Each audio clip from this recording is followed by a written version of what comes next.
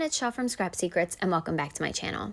Today's video is part of a collab with Alison from Alison Designs. I will leave a link to her video below in the more information section and make sure you check that out. So we are doing a project for International Zebra Day and I'll talk a little bit about that in a minute, but we tasked each other with using craft supplies in an unconventional way.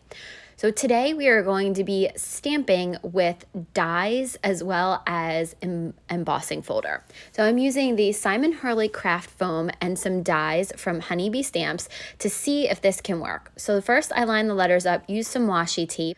The way that the stamping foam works is that you use a heat gun, heat up the whole entire area, keep it moving for about 30 to 45 seconds, depending on how large the foam is, and then take whatever you're using to stamp and impress it into the foam. It'll get the reverse image of that, and then you ink it up, spray it with a tiny bit of water from pretty far away, and then put your paper over top of it and rub on it, and the image will go ahead and transfer over. The problem with using word dies like this is they have to be the same forward and backwards. So H, A's, S's, T's, things like that you can use. So the only letter in the word thank you that didn't work was that N you can see there. I love that color palette. I love the way that it turned out. And I used some Villainous Potion, Peacock Feathers, and Kitsch Flamingo with that. So I decided to scrap this and I tried it with thanks with the purple, then I tried it with thank you and didn't have the letters right, didn't realize that the N was the only one that, was not working. So I'm going to go ahead and try it again, but turn the letters backwards so that we are just reading so it's like the larger font. So once I push it in there, you're going to see it did like a deep impression, but it doesn't have a lot of detail. And I didn't really like this one. So the nice part about this is you can stamp this and you can save it. If you like the impression that you get, you can save this one. I decided obviously not to because I didn't love this. I'm using the same 3 colors and trying it again. This was all about trial and error. I wasn't sure how word or letter dies would work on this because I've never done it. And again, it's all about trial and error. That's what crafting sometimes is. Sometimes you come across a new technique when you do something out of the ordinary. So that's kind of what Alison and I wanted to discover for today. So after I realized that the letter dies were going to be a fail, I decided to move on to an embossing folder. So this is a 3D embossing folder from Honeybee Stamps. I went ahead and heated up the craft foam and then pressed the embossing folder into it. Because this is a 3D embossing folder, for some reason I must have used the deboss side, but I didn't get a lot of texture on this or a lot of impression on it, but it did turn out to give a good texture on the background.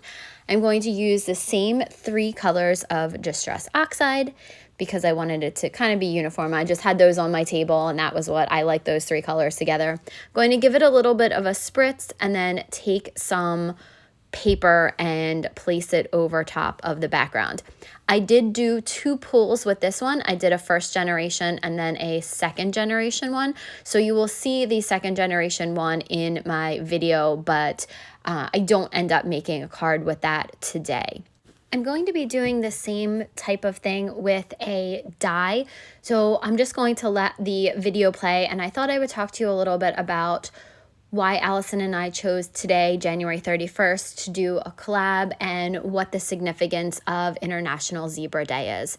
So Alison and I both have a condition called Ehlers-Danlos syndrome. I will leave some links below to some resources if you want to check it out. I will also leave a link to the videos that we did before for an EDS hop. I think we might do another one and do a hop in May for EDS awareness. But today being International Zebra Day, the zebra is kind of the mascot for EDS because it is a very difficult condition to diagnose, and there are several different types of EDS. I have hypermobile, and I believe Alison does as well. So it's called HEDS. And it probably took me 5 or 6 years to get diagnosed. I actually got diagnosed by a pain management doctor when I was going through all of my surgeries and my occupational therapy and physical therapy. I ended up seeing a pain management doctor because I wasn't healing, and I had some other conditions, CRPS, and there was a lot of things that went on during that time frame. And my pain management doctor was honestly my godsend. He really didn't give up on me. When I first met him, the one thing he said to me was, we are not going to give up. We're going to find a diagnosis for you for the pain that you're in. So he was the best doctor that I've ever had. And if you don't get anything else out of this video, it's to be your own personal advocate, because you are going to be the one that's going to get you answers. It's very hard to get answers, especially when you have EDS. It's very hard to get a diagnosis. There's really not tests out there that you can do, especially 10, 15 years ago when I got diagnosed. There really wasn't anything out there to any test. Now there's the Baton test, I think that's what it's called, and then there's a couple other things. So again, I will leave links to more information below, so if you want to read about it. But so for my symptoms, I have a lot of wrist pain, especially when the weather changes.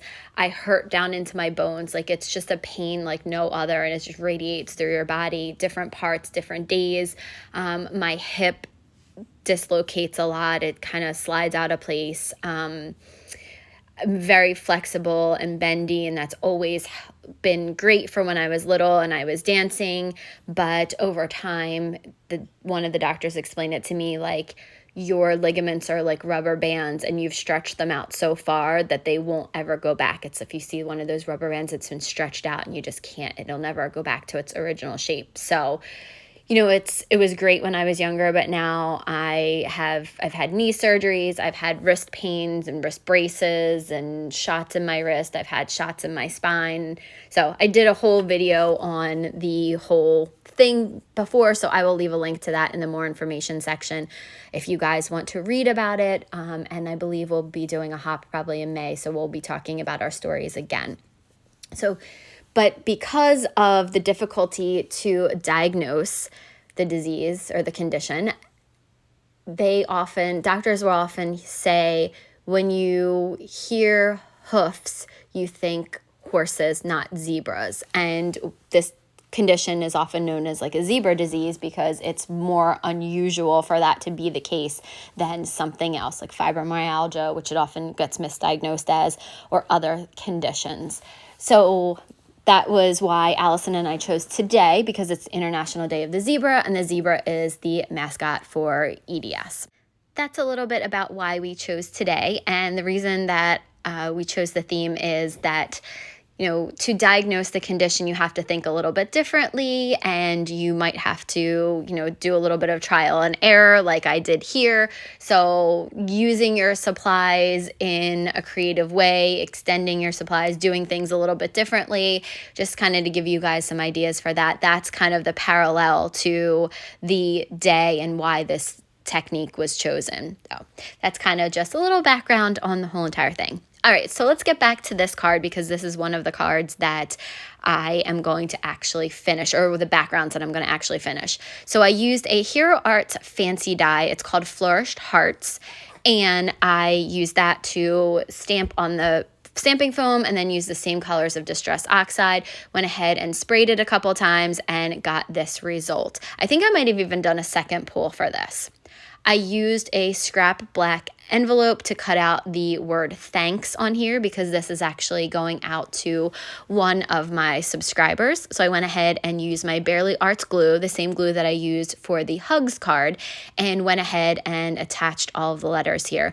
I figured while I had the stamping foam out, let me create a couple of cards, and I had to make some for subscribers anyway, so I went ahead and did this one too. And I love the way this came out. I love the color scheme. I actually like all the backgrounds. My favorite one though was the thanks one with the thank you one with the backwards N. I really wish that had worked out. I really had high hopes for, if I turned the N around when I went ahead and flipped it, that it would work, but then I realized the letters all have to actually be, when you put them down, they all have to go in the right direction, because you're going to get a regular, and you're going to put the stamps down or whatever you're using down as a regular image, like you would just stamp it down. When you stamp it into the foam, it'll go backwards, and then when you stamp it down onto the paper, it will be the right side up. So unfortunately, the N does not work.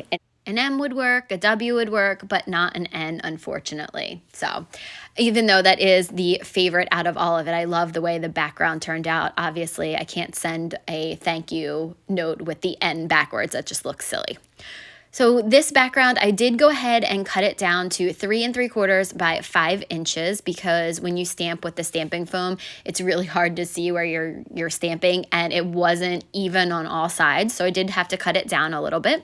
I used my Barely Arts glitter glue to glue it to the 4 1/4 by 5 1/2 inch black card base. And then I'm going to use my Spectrum Noir sparkle pen to go ahead and add a little bit of glitter and sparkle and shine to the letters. It's not a me card if there's nothing glittery or gemmed or something like that on it. So I had to add just a tiny bit of glitter to it. And it does make the letters stand out in real life. You can actually see it really well. So I'm going to show you both of the cards that we did. I want to thank you guys so much for watching the collab with Alison, and make sure you head over to check out her video as well as the links below. And I will see you again real soon for another video. Bye!